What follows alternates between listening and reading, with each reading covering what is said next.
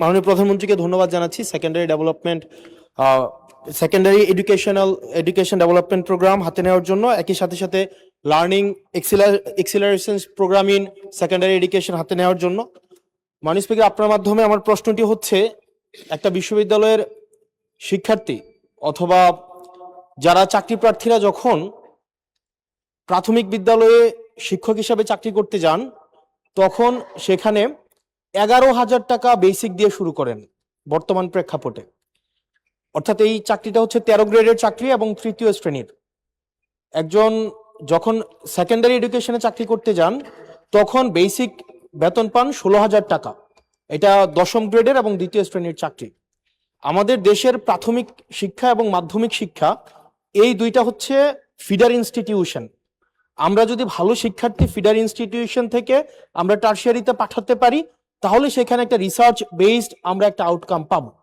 মাননীয় প্রধানমন্ত্রীর কাছে আমার প্রশ্ন, বর্তমান বাস্তবতায় 11,000 টাকা বেসিক এবং 16,000 টাকা বেসিক দিয়ে এই আসলে শিক্ষক হতে আগ্রহ নিয়ে এসে এখানে আসলে দিন শেষে সার্ভাইভ করা খুব কঠিন হয়ে যায়। সেজন্য প্রাথমিক এবং মাধ্যমিক শিক্ষকদের বর্তমান প্রেক্ষাপটে, আপনিও বিদেশে দীর্ঘদিন থেকে এসেছেন, আপনি সেখানে শিক্ষা প্রতিষ্ঠানগুলো দেখেছেন, সেই বাস্তবতায় আমরা এই ফিডার ইনস্টিটিউশনগুলোর শিক্ষকদের মান উন্নয়নের জন্য, তাদের বেতন বৃদ্ধির জন্য, যাতে করে বেশি বেশি মানুষ বা শিক্ষার্থী এই ধরনের চাকরিগুলি করতে আগ্রহী হয়, সেটার জন্য আপনার বিশেষ কোনো পরিকল্পনা রয়েছে কিনা সেটি জানতে চাচ্ছি মাননীয় স্পিকার। মাননীয় প্রধানমন্ত্রী।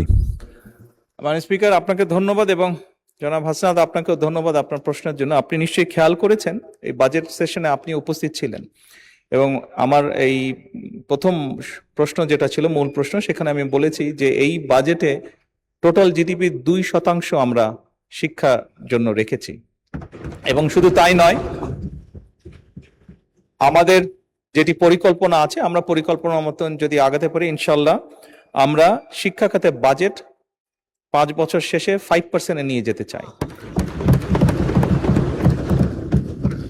এবং অবশ্যই এগুলো আমরা যখন দেখেছি, স্বৈরাচারের সময় শুধু বিল্ডিং হয়েছে, কিন্তু হিউম্যান রিসোর্সের কোনো উন্নতি হয় নাই।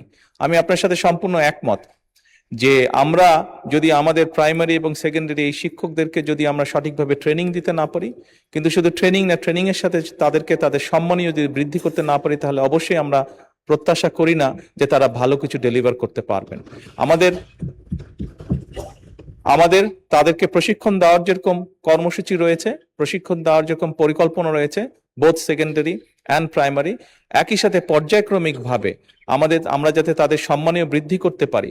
আমরা অনেক সময় দেখি যে প্রাইমারি স্কুলের টিচাররা, এই সংসদে দাঁড়িয়েও আমি বলেছি যে অনেক সময় আমরা এখনো দেখি যে প্রাইমারি স্কুলের শিক্ষকরা তাড়াতাড়ি করে ক্লাস করিয়ে হয়তো আরেকটি সেকেন্ড একটি কোনো জবে অথবা কৃষিকার্যে যেটাই হোক একটি সেকেন্ড জবে তাকে যেতে হয়, তা না হলে তার জন্য সংসার চালানো কষ্টকর হয়ে যায়। সেকেন্ডারি স্কুলের ক্ষেত্রে আমরা অনেক শিক্ষকের ক্ষেত্রেই দেখেছি এরকম ঘটনা ঘটে। এই কাজটি যাতে তাদের না করতে হয় এবং তারা যাতে সঠিকভাবে তাদের সময় এবং তাদের মেধা শিক্ষার্থীদের পেছনে ব্যয় করতে পারেন, সেই জন্য তাদের সম্মানই বাড়ানো প্রয়োজন বলে আমরাও মনে করি। এবং পর্যায়ক্রমিকভাবে